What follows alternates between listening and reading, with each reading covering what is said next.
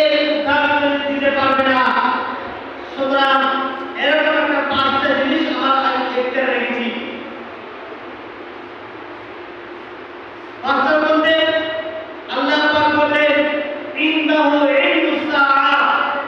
ওগো মানুষ, তোমরা জানো না কোন মেঘে বৃষ্টি বর্ষণ হবে, কখন বর্ষণ হবে, কোথায় হবে, তোমরা বলতে পারো না যতক্ষণ না আমি তোমাদেরকে জানিয়ে দিচ্ছি।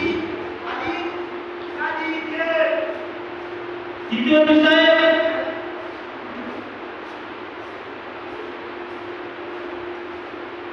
ইন্নাহু ইলমুস সাআ ওয়া ইউনাজ্জিলুল গায়স।